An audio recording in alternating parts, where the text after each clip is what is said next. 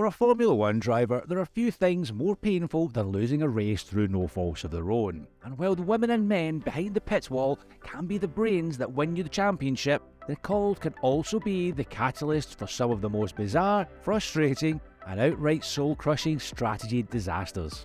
Today, we're uncovering the worst of those disasters, revealing some of the biggest strategy blunders in F1 history. What really caused Lewis Hamilton to miss out on a record-breaking 8th world title, and how exactly has Ferrari let down their drivers so badly? Stick around to the end of the video to uncover a strategy disaster so bad that it still haunts the driver to this day. Starting us off at number 4, Charles Leclerc 2022 Hungarian Grand Prix. The 2022 Hungarian Grand Prix was a must-win for Leclerc in order to keep his title hopes alive.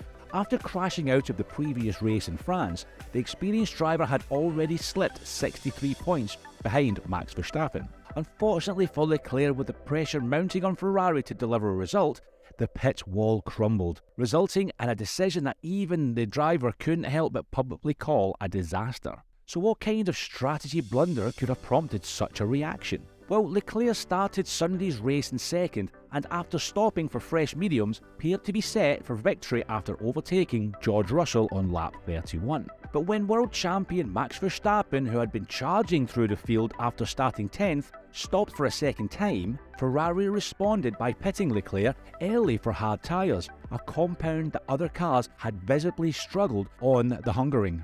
The decision proved fatal to his chances, as Leclerc was overtaken by Verstappen not once, but twice after a spin, necessitating a third pit stop for soft tyres, leaving him unable to finish higher than 6th. In an interview with Sky Sports after the race, Leclerc struggled to hide his frustration and delivered an uncharacteristic rant lambasting his team's decision. "We need to speak with the team and understand the thought behind putting the hard tyre on, because I felt very strong with the medium. Everything was under control, and for some reason, I don't know why we went on the hards. I said on the radio I was comfortable on the medium and I wanted to go as long as possible on those tyres because the feeling was good. I don't know why we took a different decision. Honestly, the pace on my side, I was pretty happy. The only thing is, obviously everyone will remember the last part of the race where it was a disaster for me, especially with the hards. That's where I lost the race basically. To make things worse, it was just the latest in a string of embarrassing gaffes made by Ferrari by that point in the season, and the feeling remains that fateful pit stop at the Hungaroring was the point at which Leclerc's championship was effectively over. If you thought that call was bad, just wait for this next one. At number 3, Sebastian Vettel 2020 Spanish Grand Prix.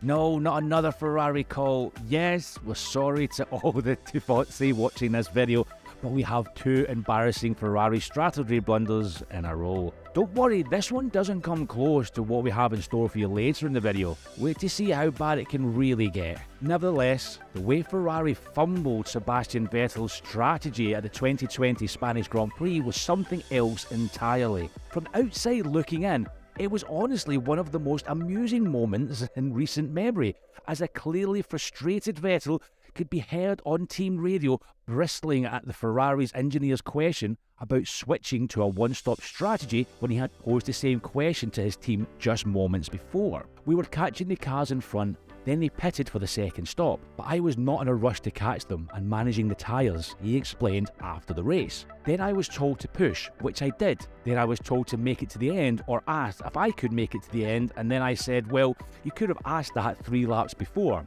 because I'd asked a couple of times, what's the target? How long we want to go so that I can look after my tyres? I said we'd try to make it. It's quite simple, we didn't have anything to lose. We were 11th, and I think we were trying to offset against rivals on strategy to end of the race. Being told to push hard, then suddenly being told he needs to preserve the tyres at all costs, we can understand Vettel's frustration at such contrasting instructions. Vettel was able to hold on to his tyres and somehow finished the race in 7th place. Those 3 laps of indecision or sheer ignorance from the Ferrari pit wall could have been disastrous if a lesser driver had been behind the wheel. Gah, we miss you, Seb. Right, Hamilton fans, look away now, because at number 2, we've got Lewis Hamilton 2007 Chinese Grand Prix. A bend in the road is not the end of the road, unless you fail to make the turn. It was the penultimate round of 2007 Formula 1 season. Hamilton was having an incredible rookie season, recording 9 consecutive podium finishes, more than any other rookie in history. Taking the championship in his rookie season was looking increasingly probable for the Briton. At the previous race, Lewis had extended his lead over his rivals by demonstrating superb skills in the wild and wet conditions in Japan, the same conditions which saw championship rival and teammate Fernando Alonso slide into the barriers, further adding to Hamilton's advantage in the standings. Expectation in the paddock was palpable among the British press that Hamilton would be crowned the 9th British World Champion following the race. To win, he simply had to take the checkered flag ahead of Fernando Alonso. You won't believe what happened next though. During qualifying, Hamilton was composed, Alonso ruffled. Kimi Raikkonen was quick in the qualifying shootout, but Hamilton was electric, putting his car on pole while his World Championship teammate was eating Hamilton's dust back and forth. The morning of the race dawned cloudy, with brisk showers sweeping across the circuit prior to the race, soaking and drying the track alternatively. They were ideal conditions for Hamilton to show off his stellar driving abilities. Hamilton led the field at the start, with Raikkonen close behind, and his McLaren quickly demonstrated its superiority, pulling away from Raikkonen by up to 1 second per lap. However, the mood quickly changed after the first round of pit stops. When Hamilton pitted, it was clear that his front left tyre was in a very poor condition. Raikkonen waited until his fuel load was at its lightest before setting his fastest laps, which were all the fastest laps of the race up to that point. Raikkonen's tyres were visibly better than Hamilton's when he pitted on lap 18, despite starting with more fuel, covering more laps, and setting faster laps. It's easy to be wise after the fact, but McLaren must have been aware that Hamilton was running low on tyres at this point. Nonetheless, Hamilton was instructed to keep pushing. Several laps had passed since the last raindrop, and some drivers further down the order had switched to dry weather tyres, but the leaders were all on worn wet tyres up front, and Hamilton's predicament was becoming clear. As the rain returned on lap 26, he was 1.6 seconds slower than Raikkonen. Raikkonen later caught Hamilton, and after a lap and a half of frantic defending by the Briton, he passed him. Now Alonso was zeroing in on his teammate. Lap 29 was the critical moment for Hamilton. Several factors were going against him. He was unable to put Jarno Trulli's Toyota a lap down. His rear tyre was showing visible signs of damage. He'd been carrying more fuel than anyone else, and his teammate was 3.7 seconds faster. So, what did McLaren do? How did they react to give Hamilton a chance to win his maiden championship? Well, absolutely nothing. Yeah, that's right, you heard that. McLaren kept him out there for the next laps. Eventually, the sight of Hamilton losing 7.7 seconds in a single lap prompted his team to finally intervene, but by then, his rear tyre had worn down to the canvas and was beginning to delaminate. He got within one corner of dragging his car into the pit box where fresh weather tyres awaited and the chance of a comeback. But as he took a fraction too much speed in the corner, the utterly destroyed rear tyres refused to follow the front wheels around the bend, and the McLaren came to a pathetic halt in a gravel trap barely wider than the car itself. It was, without a doubt, one of the worst ways to lose a championship. Not a spectacular fight to the finish, not an unfortunate engine failure, but a series of red flags ignored by the team until a minor driver error sends your car to a cruelly anticlimactic stop in the gravel. We wouldn't be surprised if Hamilton still thinks about this to this day. After all, he would have had his record-breaking 8th World Championship by now if McLaren had pitted him earlier on that fateful afternoon in China. Everything you've seen up until now has nothing on our number 1 spot. Daniel Ricciardo, 2016 Monaco Grand Prix. 13 seconds. Count them down and relive the agonising moment that cost Daniel Ricciardo the Monaco Grand Prix as he sat in the pit lane waiting for new tyres. In a week when a fired-up Ricciardo appeared poised to avenge Red Bull's strategy failure at the Spanish Grand Prix, an inexplicable blunder when his tyres were not ready gifted the race to Lewis Hamilton. Save it. Nothing you can say will make that any better. Save it. Disheartened, Ricciardo said over team radio shortly after crossing the line,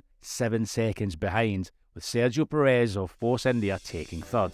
In a race that began with a safety car for the first 8 laps, the Mercedes world champion bravely decided to stay out on the wet tyres until lap 31, nursing them through until switching to the new Pirelli Super Softs on the drying track. Ricciardo, who had switched to the intermediate tyre in lap 23, appeared to have built up enough of a lead to maintain track position in a smooth pit stop. But with his Red Bull in the box, Ricciardo's garage crew was seen scrambling in an apparent miscommunication with team strategists about tyre selection. 13 seconds later, Ricciardo was out on the super soft tyres, but meters behind the charging Hamilton. Following that, the Australian fought valiantly, getting his best chance to pass on lap 37 before Hamilton closed the door. It prompted an expletive from Ricciardo for the second time that weekend. An investigation by stewards determined that the Mercedes driver had no case to answer. Ricciardo was left to follow Hamilton around for the rest of the afternoon, getting a sniff of a pass again on lap 52 before the checkered flag brought to the torture to an end. The Australian cut a full figure on the podium. Watching him stand there, second place trophy in hand instead of first, for reasons entirely out of his control, was one of those heartbreaking F1 moments that's tough to forget. In fact, Ricciardo himself still hasn't been able to shake the horror, revealing in a 2021 diary post on social media just how much that mistake has hurt. Even 4 years on, I remember this day in so much detail. It's like a video in my mind, he wrote. I can picture myself driving through the corner before the tunnel after that pit stop, and I was so angry. I didn't want to talk to anyone after. I certainly didn't want any sympathy. It was just pure rage. I remember standing on the podium with Lewis. He had won the race that I had under control. I just didn't want to be there. So that brings us to the end of a list. Are there any other strategy blunders that you think deserve to be mentioned? Let us know in the comments down below. And if you enjoyed watching this video, you're going to want to click the video on your screen now. You won't regret it. Thanks everyone for watching.